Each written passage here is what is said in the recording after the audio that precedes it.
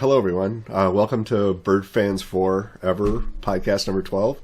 Reminder to everyone, if you haven't already done so, follow us out on Twitter and Bird Fans Forever. And our central point of information is our website, www.birdfansforever.com. On the website, you can find a tab with links to our podcast, Apple, Google, Spotify, and others, as well as a tab to access our videos on YouTube, also called Bird Fans Forever. So subscribe and follow us on Twitter and YouTube so you can be up to date with everything going on from Bird Fans Forever. Soon here we'll be joined by our ISU RB Pharrell guest, Kenny Wright, who played with ISU Redbirds from 1994 to 1996. And this is Bird Fans Forever. We're here with Kenny Wright. He played from 1993 through 1996. He played on two NIT teams, the 94-95 team and the 95-96 team. He has 3 double-doubles.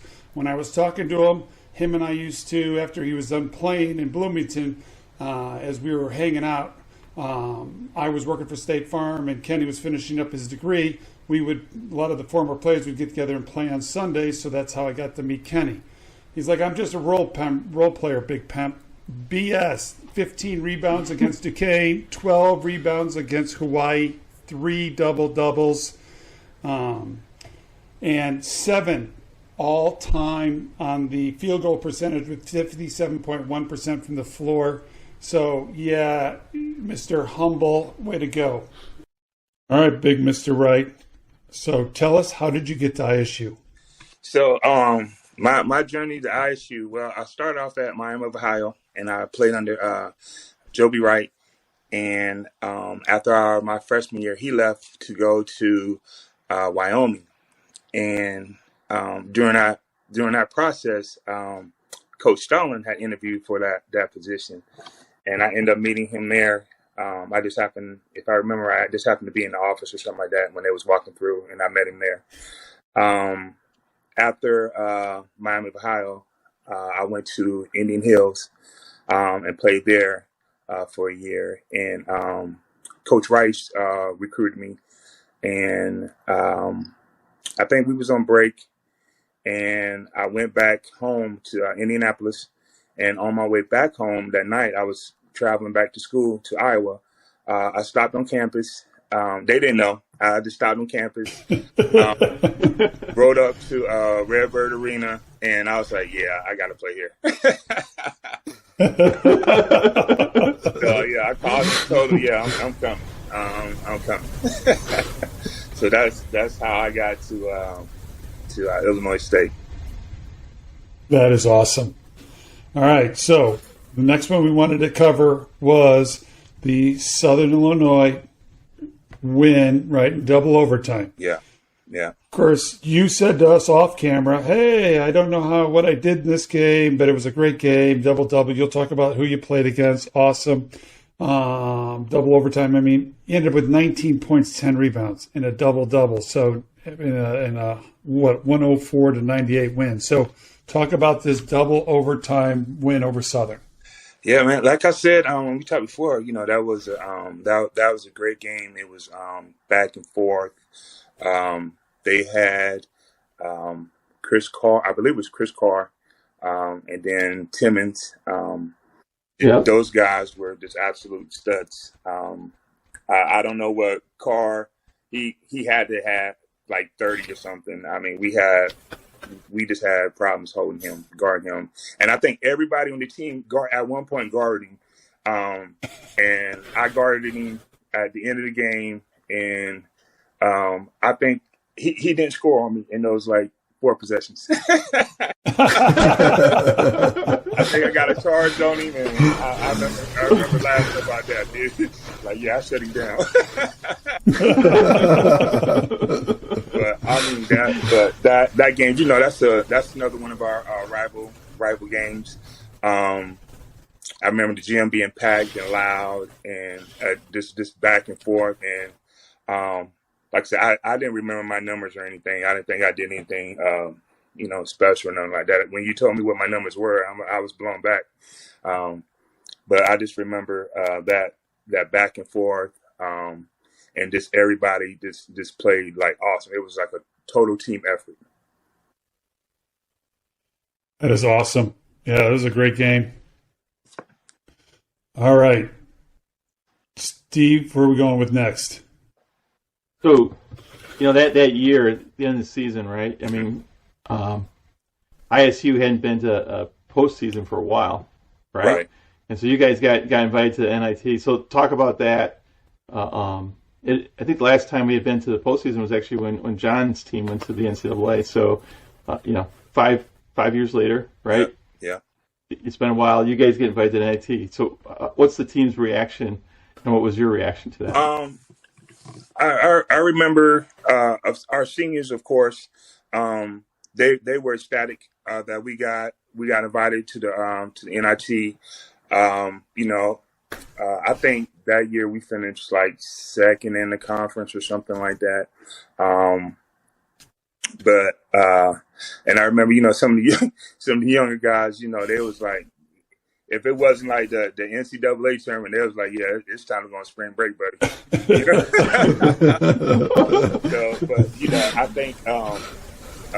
think that helped them a lot. Just getting that post like tournament games in. I think that helped them out a lot. And we were ecstatic as juniors coming in to help get the program, kickstart the program again. That was great. I know we went to what was that? Salt Lake. Utah State. Yeah. Oh, yeah. Yeah, you're telling us this one. Yeah. Man, I tell you, that was different. Being up in that high altitude and stuff. Like I told you guys, I was. I didn't do much that game. I know I was a great cheerleader though. Yeah, we got that win, and then I think we played Washington State at home, and that was another great game. Especially with Coop going off like he did. That was awesome. Man, I'm trying to think. We getting ready for that game. I think the practice before, I had caught an elbow from, it was either Dan or Rico. It was one of them little dudes, man. They gave me an elbow. I still got the scar to this day. I caught an elbow from one of them, and I had to go. John Munn had to take me to get stitches. And I remember I was trying to find that picture for you, John. There's a picture of me in the newspaper, and my lip was so swollen. You could still and man, that was that was one of the things I remember about that game. But that was a good game. I think Jamar Smiley had a chance to win it at the end. But we just came up a little bit short. I really do think if we would have won that game, we would win around the table. Yeah. That is awesome. So the next year, right? So that was your junior year. Yeah. Senior year, that was Rico Hill's freshman year, right? Yeah. So how was he like coming in as a freshman? You guys had a battle a little bit, right? Both forwards. Oh yeah. Rico came in and this for them. That first practice and playing with him, he knew he was going to be something special. He came in, he was putting in work, he was coming off the bench, and then eventually, he was starting, and he did great. I mean, he did awesome. It was fun to watch him develop and see him come along. So, but yeah, Rico was a funny kid. I mean, he just, I can't remember what game it was, but, I mean, he was just fearless. It was one of those times, when he took a shot, like he took a three just out of the blue, and everybody's like, no, and then it went in, and everybody's like, yeah, keep doing it, young fella, keep doing it. We had Matt Taphorn on in the last episode, right? So Matt played in '88. He graduated in '88, and he's got the all-time three-point percentage. Do you know who number 3 is in shooting three-point percentages all time? All time? Oh, all time no. For ISU. Rico Hill. Really? Yeah. Rico Hill. We were blown away by that too. We were blown away too. We looked at the stats, and Rico Hill is number 3. Wow. Where is like Mo and Coop in that on that list? Not in the top 10. Not even close. Really? Dan's not even in the top 10. Yeah. No. Man, wow. I would have never thought that. I never thought that either. Yeah. Okay. Yeah. So crazy. Well, and you would have been beating up on Leroy, right? Because Leroy would have been an incoming freshman and you would have been the senior. Yeah. So, yeah. Yep, battling big man. Leroy, that's another. Woo. Leroy surprised me. You know, Leroy he's a big dude. And he can get off the ground like super quick. And he is an amazing athlete. And that always shocked me just by how quick he can just get off the ground. And we had some good battles. We had some good about him and KP battling down low. Yeah, man. It was practices were crazy. Okay, wait. KP, all 115 pounds of KP? Yeah, but now, KP long and he can jump.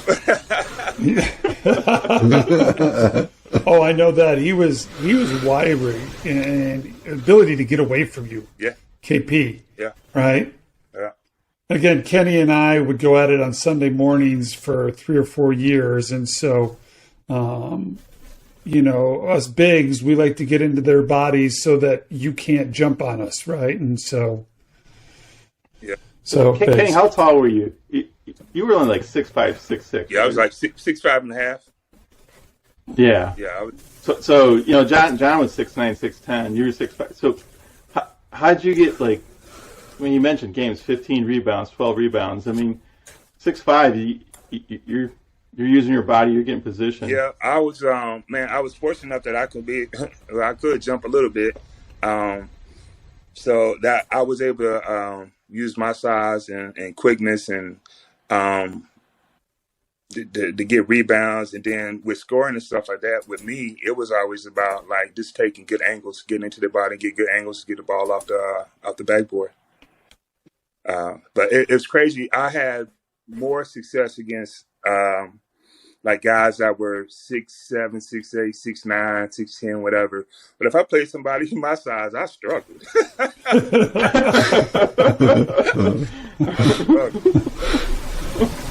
Yeah, you have a great drop step and your little spin move that I just struggled with on Sunday. So Kenny, you talked about a couple of good games your junior year, but you guys opened up the Missouri Valley Conference. Not that we always like talking about losses, but at Evansville, it was a close game. You only lost 78-51. You kept it close. Tell us what happened that game and what happened after that game. Well, we did not show up that game.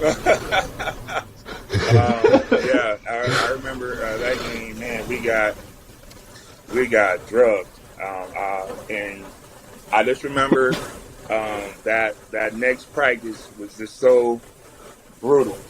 I mean, coach just, man, it was gut check, because I think we were on a 3-game losing streak. We lost 3. That was our 3rd loss in a row. And I remember that practice.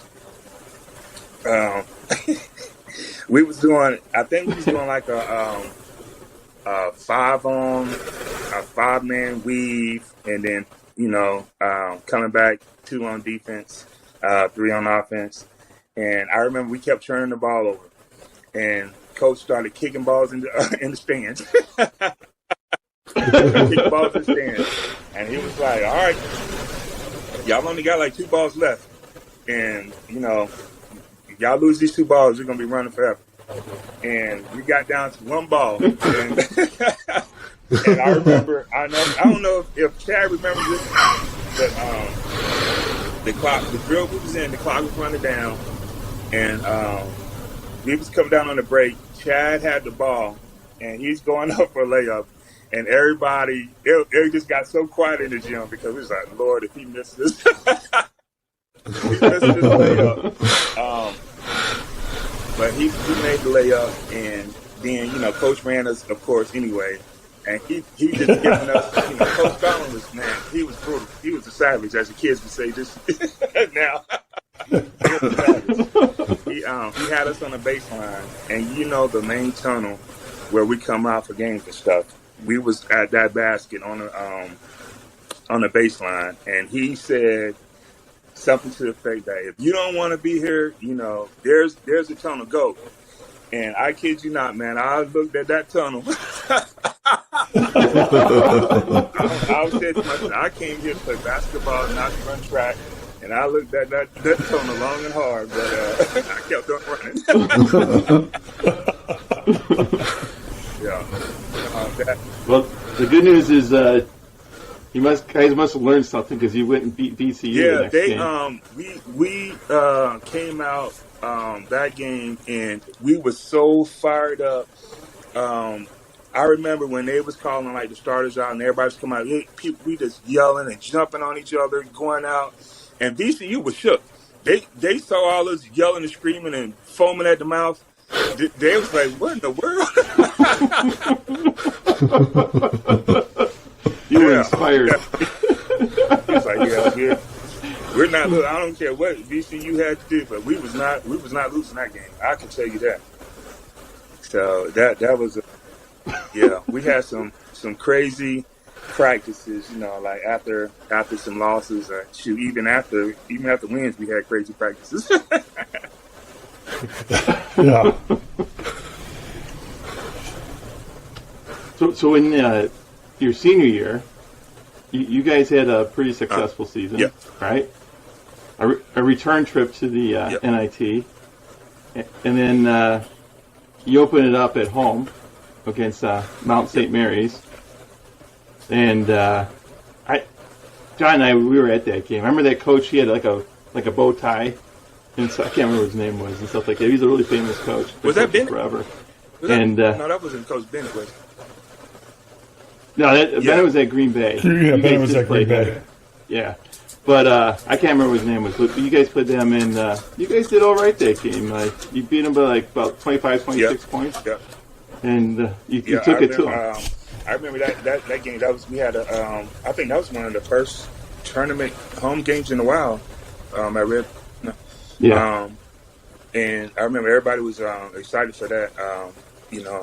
We were excited. I remember the fans and stuff were excited. So yeah, and I think that was one of those games. Those guys just once we jumped on them, they just quit and they were just ready to go home. So you guys win that game, and then I actually think that the next game was one of the things that turned ISU around. You guys made a statement game. You go up to Wisconsin. Oh, yeah. Right? Yeah. Not expected to be, a Big Ten team. And you handled it. Yeah, man, those guys played great. I had got to play for a few minutes because I didn't play that much. I didn't get that many minutes because that was my senior year was the year that I hurt my knee. I tore my ACL in the conference tournament, and so I think I played a few minutes in Mount St. Mary, and I did play in a few minutes in the Wisconsin game. But man, that Wisconsin was so hype playing in that old gym, and I remember our fans were. I mean, we had a small contingent of people, but man, they was like super loud. Yeah. And, I think, we went, my 2 years there, we played 2 Big Ten teams and we beat them because we beat Northwestern at home pretty convincingly too. Because that was a New Year's Eve game, or New Year's Day game. So yeah, we was, I was there, we was 2-0 against the Big Ten. But yeah, that Wisconsin game was wild. Oh. That was wild. Yeah. That was a great game, yeah. And how did you hurt your ACL? You did in the conference tournament. What game was that against? That was against Tulsa, and it was that year. I think we swept Tulsa that year during conference play, and then we had them during the tournament. And we came down. They had scored. We came down, and I was trailing the play, and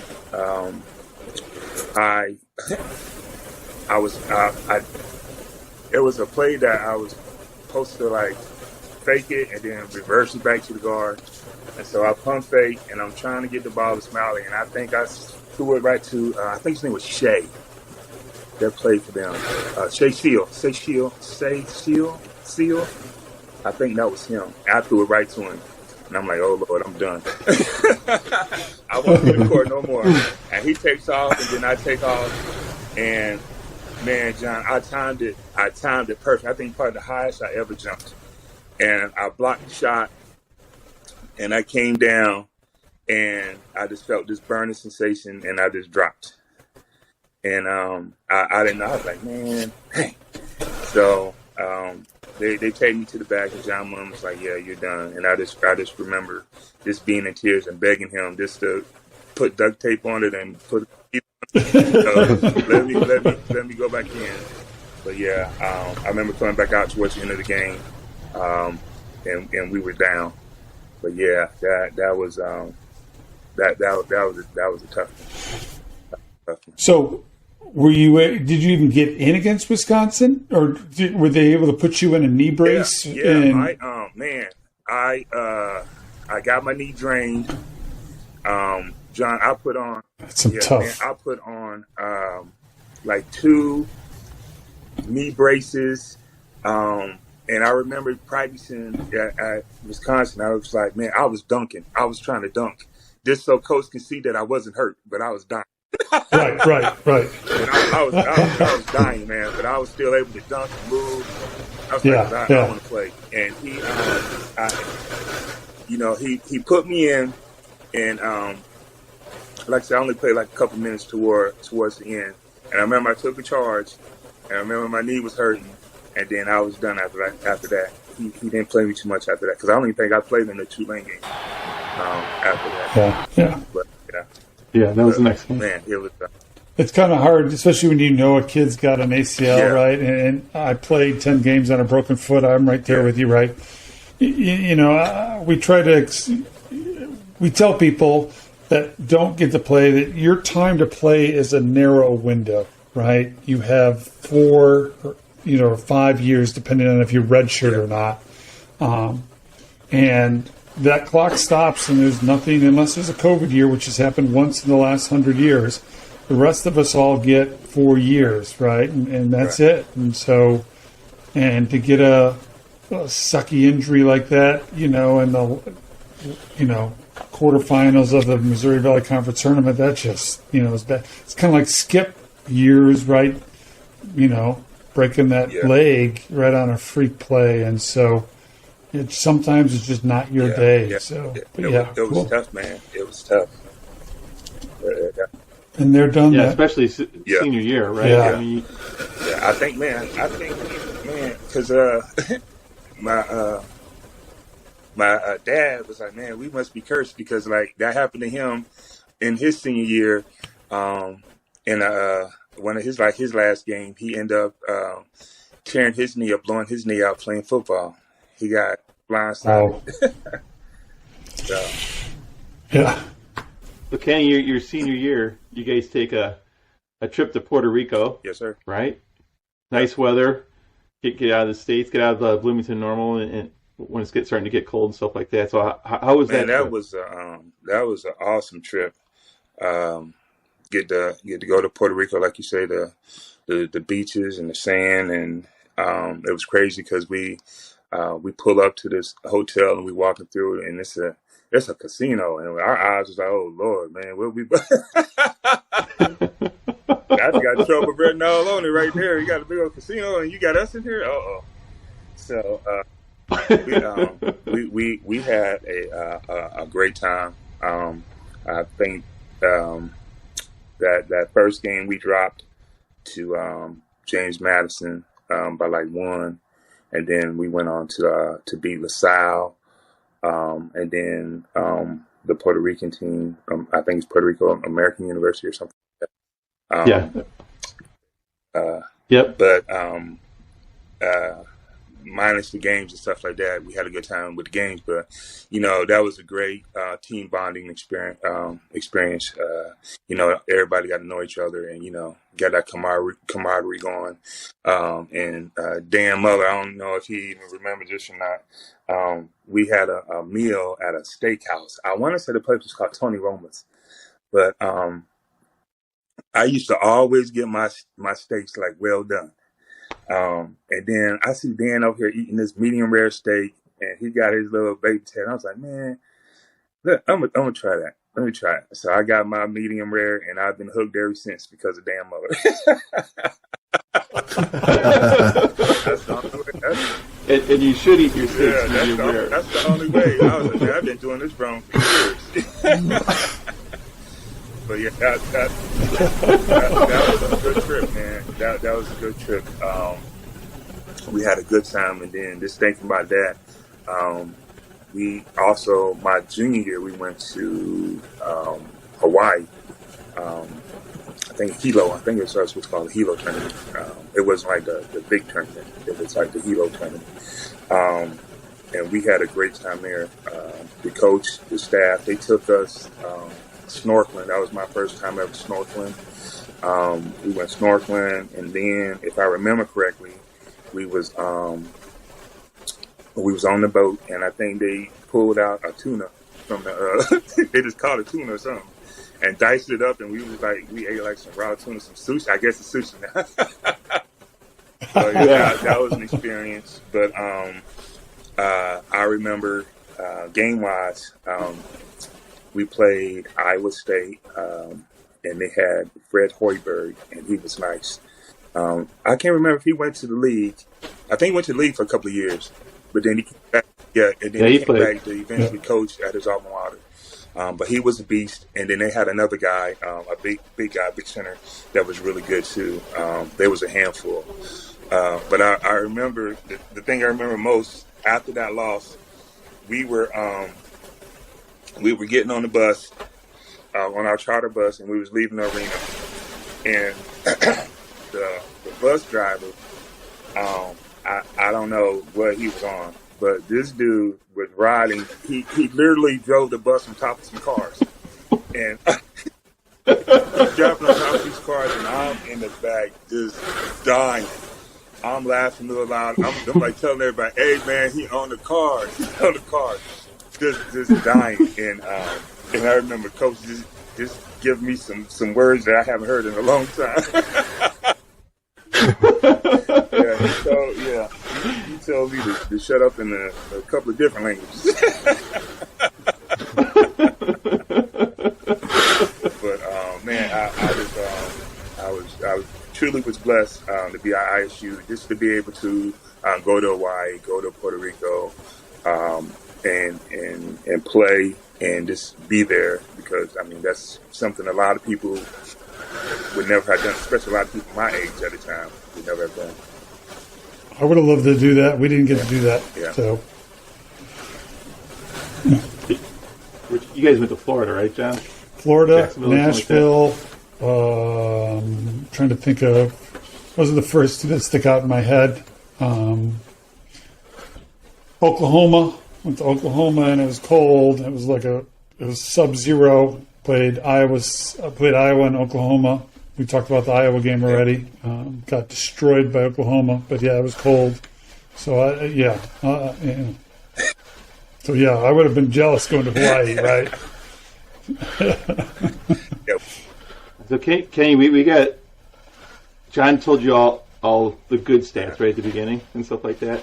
So your senior year, you did shoot 57.1, which is seventh best and stuff like that. Seventh best from the floor. Yep. Your total career field goal percentage, including Miami, Ohio, is 55.2. Was your free throw percentage above that or below that?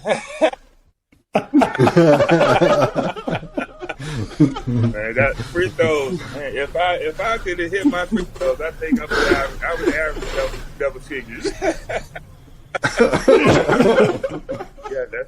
But we looked up your numbers at Miami of Ohio. You shot 75% from the free throw line. Yeah, I don't know what it was. I did well there, but even when I went to Indian Hills, my free throws, they were just like an Achilles heel. I just couldn't. Oh man, I had that Shaq syndrome. The good news is when we throw Miami, Ohio in there, your free throw percentage is 1% higher than your field goal.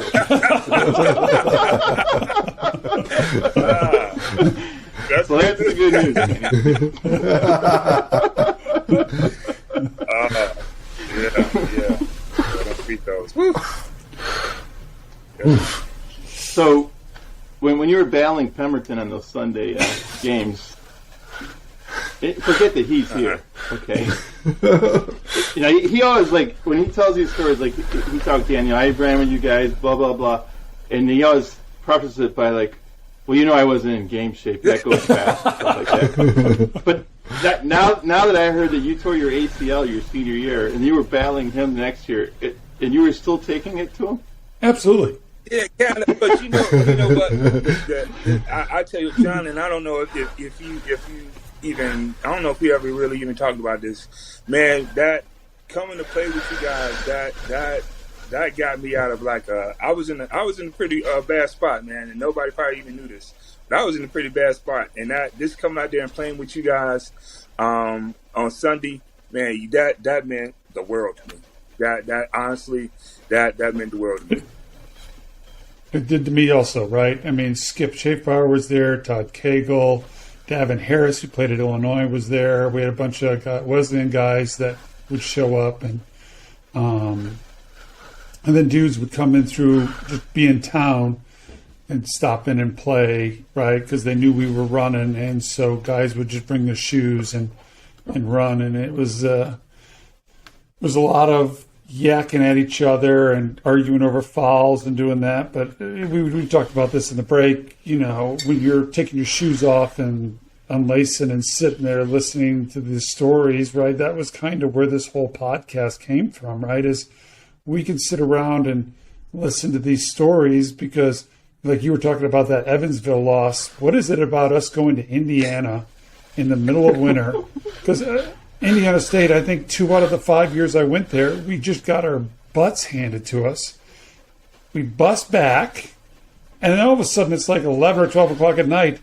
Coach is like, tape them up. We're practicing in 25 minutes, right? And now you're in North Gym at 1 a.m. running drills, and like you were talking, and, that's a turnover. You take the ball, and he'd chuck it out, and, that's a turnover. Chuck the ball out, right? And so, in the North Gym, sometimes he'd go into the hallway and he'd roll it like a bowling ball up the ramp into the Horton. You have to run up the ramp, go get the ball, and he'd give you if you were back in like 30 seconds, the ball got to stay in play. So you're hauling, sucking bread, you get the ball, nothing, right? You knew the clock. It didn't matter what the clock said. It didn't even start, right? I mean, we know this now. At the time, you thought you had a fighting chance. No, it never started. You're running close to 28, 20, 30, right? So when you tell the stories, I mean, I've been there, and I love it, right? And we're laughing, and that was what we do on Sunday mornings. We'd tell dumb stories about it. Chad Altadonna would show up and play with us, and so... there's a lot of guys that would run. And so I'm glad it was good for you. It was good for me, right? It's something that I think most of us would love to continue playing. Playing overseas is not always as lucrative unless you're in that top 10 or 15%. Right. And so all of us got to go get jobs, and we're not, Steve, in playing shape. Thank you very much. There'd be times Kenny and I'd be like, yep, there's Skip going down for a layup. I'm not going down there. I'll wait. Ball's got to come back. He's going to make it. And if he misses, I'm not there to get the rebound. I can step right and play defense, right? Wow, man. All right, Kenny. Thank you so much for being on. Kenny Wright played from 93 to 96, 2 NIT teams. Hopefully I can see you at the alumni game coming up here in January, February, and I'll hit you up to that. And with that, this is episode 12 with Kenny Wright. And Mr. Engineer, take us out.